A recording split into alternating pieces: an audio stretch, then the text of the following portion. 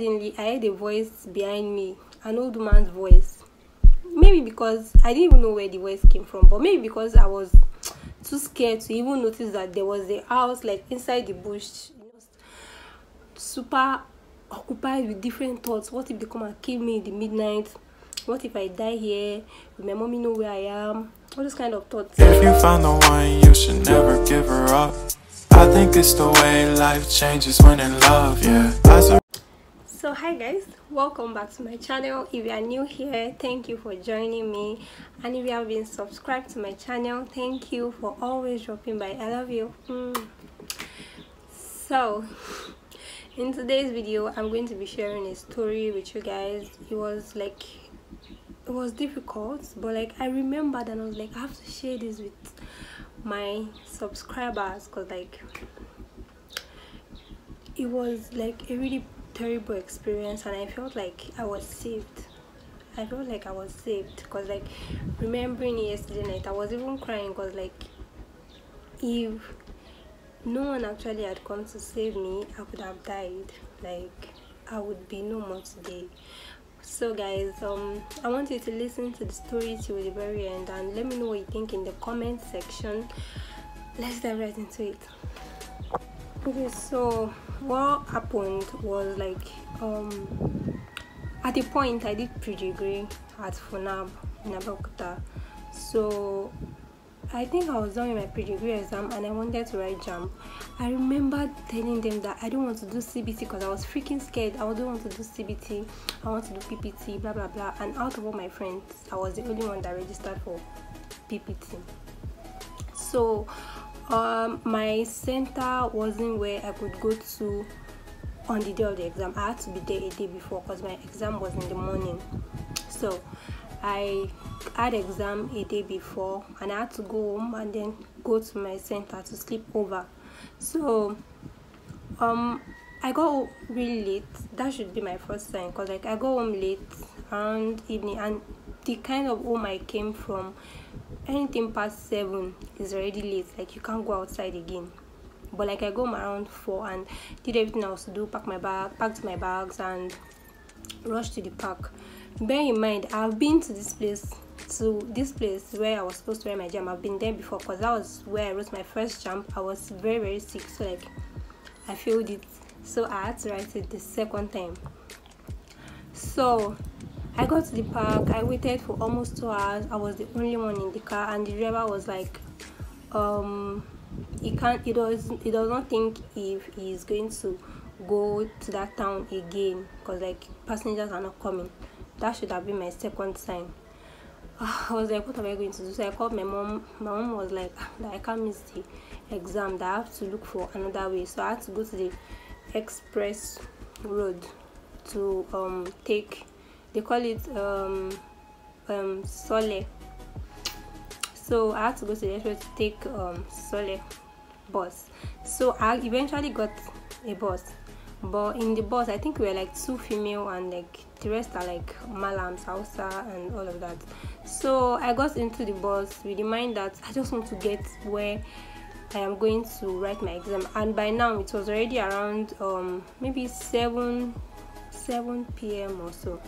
So we were going and like I am, I told you I've been there before, but like I really have bad memories, like not generally, but when you take me somewhere now, if you tell me to go there on my own, I won't be able to get there, because like I'm bad with directions. Like I'm really bad with directions. So like I didn't know, I thought they were going to drop me right in front of the school I was going to.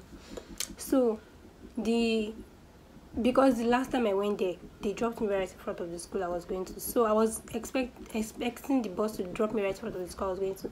So we were going and like in my mind I was like, have we not reached? By now the second woman in the bus had already dropped, so I was the only lady left in the bus. I think I was even 17 or so, so I was a girl, I was not a lady.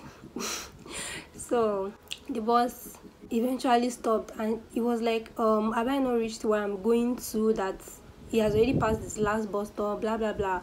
And by now we are like on the express road where like there was nothing around, it was just bush. You know how the express road is now.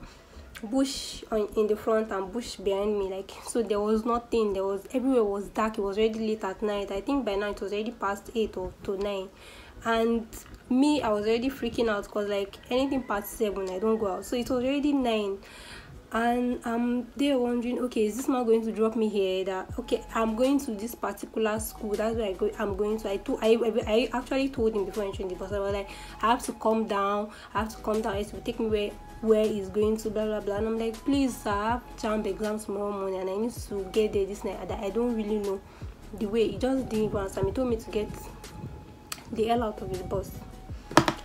So because I was even scared because I was the only girl in the bus, so I dropped and the bus left me on the express highway near the bush. At that time of the night, I was confused, so I started crying. Like, I was crying, I started shaking. I called my mom that, oh my god, that the bus dropped me where I don't know, like there's no signpost anywhere, there's no light, everywhere is dark. And my mom was like, I should calm down. And I started speaking about that, I started speaking about that, all those kind of things. Like, I was going to die that night, that what will happen, that there is nobody around, I don't even know where to go to. Will I start trekking back to where I'm coming from? Like, I was so confused. I was just crying. And suddenly, as I was speaking to my mom, I was still speaking to my mom until she was trying to calm me down. Suddenly, I heard a voice behind me, an old woman's voice.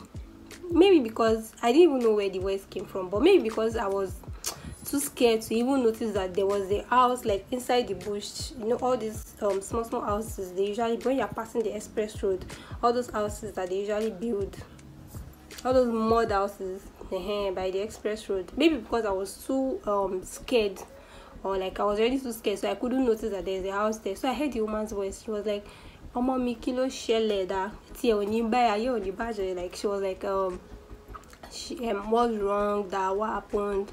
So she was reversing the negative words I was saying. She now quickly explained to her, she's Yoruba, so I now quickly explained to her in Yoruba that this is what happened, that I'm going to write my JAMB at a particular secondary school, that I don't know my way back, that I'm very scared. And the woman was like, okay, that I should calm down, and follow her. At this point, I didn't even have any choice. I had to follow her. So I just followed her. She gave me a chair to sit down in front of the house. So I sat down. I was still crying. At that point, my credit had already finished. No more credit on my phone because I already exhausted everything to call my mother. But my mom still kept on calling me, and she told me that she called the person I was going to meet, and the person was like, that place is very dangerous, that what is going to happen, that they usually rob on that highway. And I started getting scared again, that oh my god, am I going to die this night? Will this woman even eventually abandon me? How am I going to get to my JAMB center? Everything, like, I was just filled with different emotions at that point. Like, is this going to be the end of it, or I should have just stayed? God had already showed me signs that I cannot make it, but I still went ahead to enter bus, because if I had just gone back home and forget about the JAMB, all these things will not be happening. So like, the woman told me to calm down, that she's going to call her son, that her son has the bike, that her son will take me to the Bale's house. Bale is like the leader of a community, so she said her son is going to take me to the leader of that community's house. So I waited patiently, and the son came, and then eventually he took me to the Bale's house. On getting to the Bale's house, I quickly recharged my phone. They sell credit there, so I quickly recharged my phone, and the Bale wasn't around. They said Bale is not going to be around, so and it was already like 10. I was still even scared, even though people are now around me. I was still scared because like I've never been out that late before. So like, the person I was going to meet eventually called me and said, where am I? So the guy that took me to the Bale's house told me that, okay, this is where I am, blah blah blah. So that I told her where I was. She was not like that she has a pastor in that area, that lives in that area, that she will tell them to come and pick me up, so that they will drop me tomorrow morning in my JAMB center. Eventually I was calm. I was like, finally, thank God. So like, they came now. At the end of the day, I got to the pastor's house around I think 12, maybe 12 or to 12. I eventually got somewhere to sleep, so they kept me in a room. I remember very well, they served me beans and plantain, which I couldn't eat. My mouth, I couldn't open my stomach was closed. I could not eat any food. So I just thanked them, and they were like, if I need anything, that I can sleep in this room. So guys, throughout the night till around 5 in the morning, my eyes did not close. I did not close my eyes like this. I was forming fake reading. Like, I was fake reading because I just didn't want to be staring into. So I carried my past question. I was just reading. Not because I wanted to read, but because I couldn't sleep. My mind was just super occupied with different thoughts. What if they come and kill me in the midnight? What if I die here? Will my mommy know where I am? All those kind of thoughts. Even though they assured me that nothing's going to happen to me, but like, it's a stranger's house. I've never gone to that area before. I don't know anybody there. So when it was 5 in the morning, I went outside to check if I could go, and like, thankfully they were already awake. They kept me in a room. It was like a separate room from theirs, but like they have a compound. So like, let me just say maybe the boys' quarter also. So that was why they told me to sleep. I didn't sleep. And like so I went out, and they were like, oh, won't you brush your teeth and have your bath? And in my head I was like, bath? So they told their daughter to get me water in the bedroom and have my bath and brush my teeth. Brethren, I did not bath. I didn't have my bath though, because like, so I was so scared that if I should close my eyes, something's going to happen to me. So like, I was so scared. I didn't have my bath. I didn't brush my teeth to the jam center. I didn't have my bath. I didn't brush my teeth.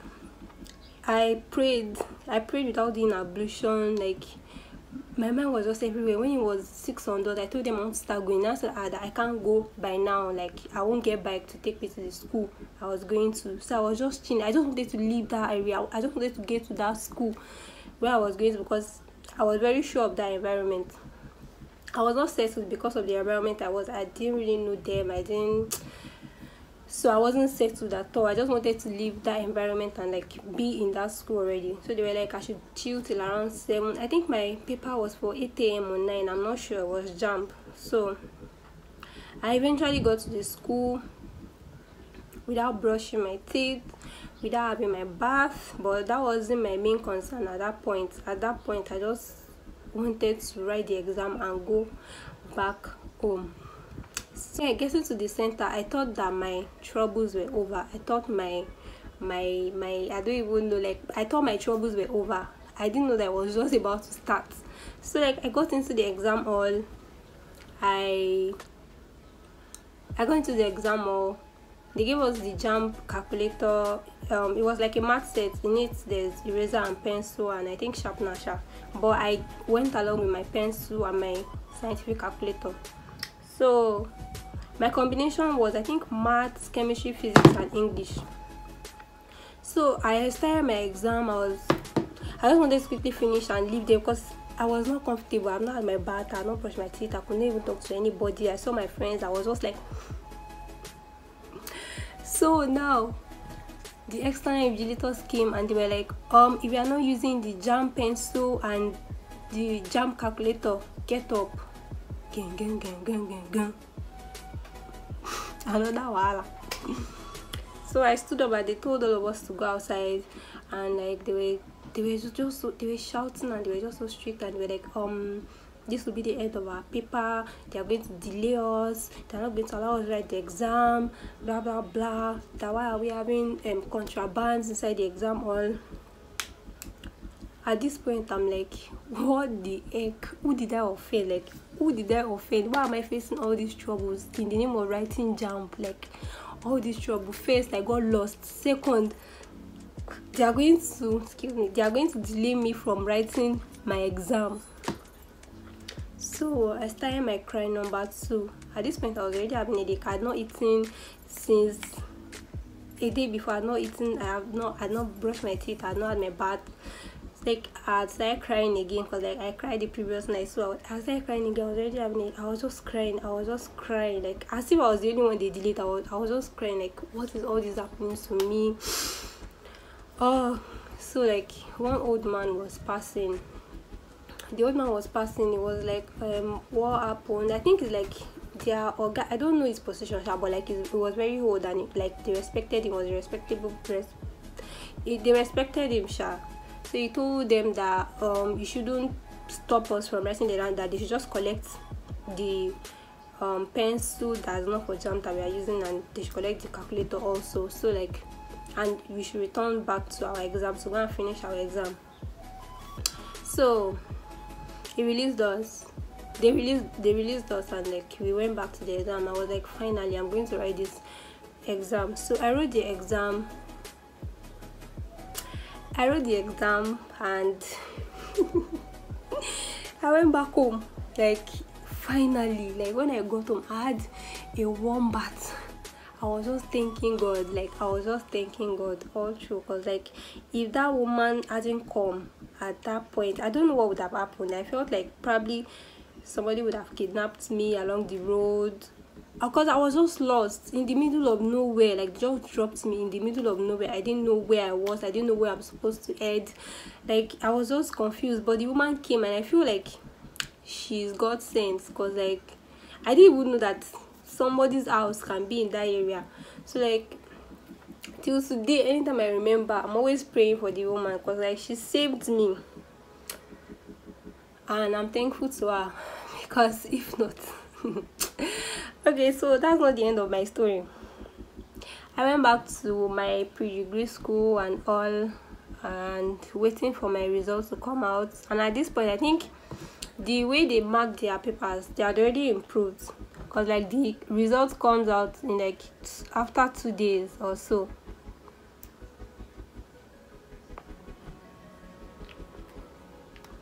So I think the results comes out after 2 days.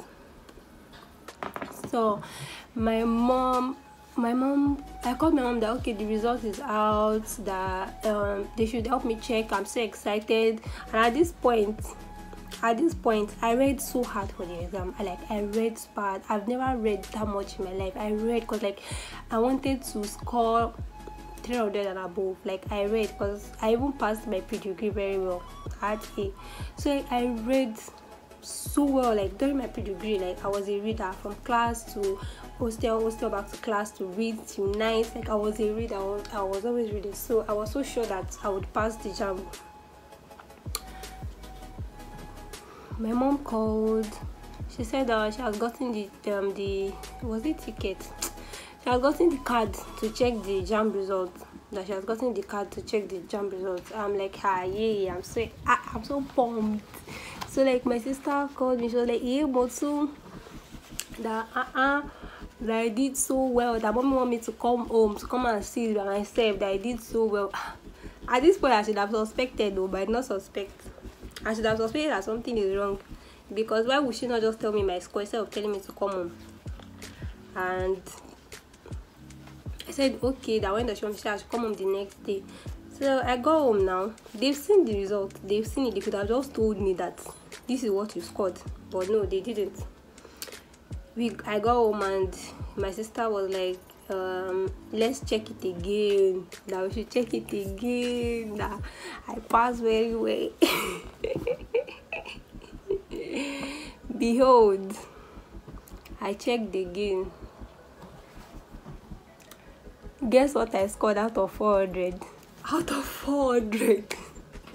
Out of 400. I scored 73. I know by now you open your mouth. I scored 73 over 400. My God, I just started shedding another tears. Like, what? After all the stress, I was like, I should have known. I shouldn't have gone for the exam, because like I was shattered. Like, how can I get 73 out of 400? And I realized that it was because I didn't shade the subject I actually did. Because like in the scripts they will tell you So there's an instruction that you should shade the subject you are writing, because I feel like it was computer marking it, I don't know sure. But because of all the troubles sending us out, going back in, like all the troubles, like my head was already clouded. I forgot to shade the subject I didn't shade them. The only course that I registered was English, and that was my overall score, 73 over 400. I was shattered. I was sad. I was feeling it. I just started crying. I was like, no wonder my mom wanted me to come home. Because I would have not got to keep myself hearing it in school that I scored 73. After all the mouth making, that exam, after all the stress and everything, I wrote it well. I did this, I did that, I will score this. I scored 73, which was really sad. It was really, really sad. But we move. We move. So guys, that was my crazy experience. I hope you enjoyed it, because like anytime I remember, I'm just really grateful for that woman, and I'm grateful that I failed the jump. If not, I wouldn't have gone to OAU. I would have gone to FUNAB. I wouldn't have gone to AU, which right now I actually prefer OAU to FUNAB. But I miss my friends. Like I had to start a new life all over again.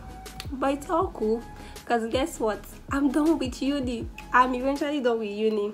So this happened like some years back, but like I'm eventually done with uni. I did eventually use the degree. It was like a waste of money because I failed my JAMB. My mother did not flog me. My mother did not flog me. She made me good soup for failing JAMB as scoring 73. But it's all good. It's all good. I'm here now. I'm grateful that I'm still alive. I didn't die. God sent the woman, and like she saved me, and I'm just so happy, because anything could have happened. Anything could have gone wrong at that point. But I'm here today, speaking to you guys, showing you my beautiful face.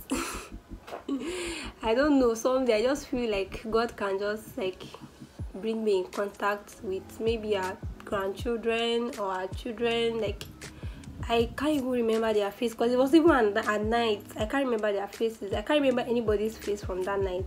My mind was clouded. But it's all good.